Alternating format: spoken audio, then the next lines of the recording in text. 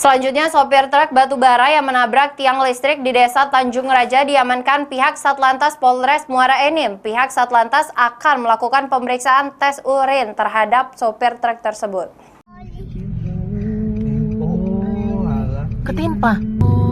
Truk atau apa sih? Truk.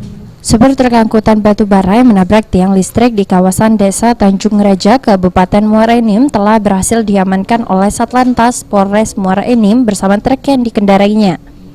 Sampai saat ini, petugas masih memintai keterangan terkait musibah yang mengakibatkan tiang listrik milik PLN Ranting Muara Enim tumbang.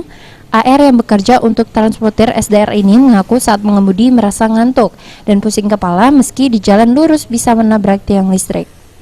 Dari keterangan Kasat Lantas Polres Muara Enim, AKP Suwandi, kalau sopir beserta truk yang dikendarai sudah diamankan dan dievakuasi ke unit lantas untuk dilakukan pemeriksaan terkait kejadian kemarin. Sopir truk angkutan batubara masih dalam proses memberikan keterangan. Petugas juga akan melakukan tes urin terhadap supir. Selain itu, saksi juga akan dimintai keterangan agar supir dan perusahaan bisa diberikan tindakan.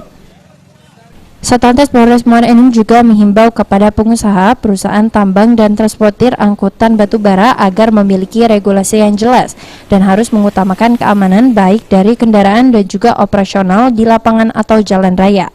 Karena seringnya terjadi laka lantas yang melibatkan truk angkutan batubara saat melintas di jalan kawasan Muara Enim, jangan sampai masyarakat mendapatkan kerugian dan bahaya dari aktivitas angkutan batubara. Mardiansyah, PAL TV.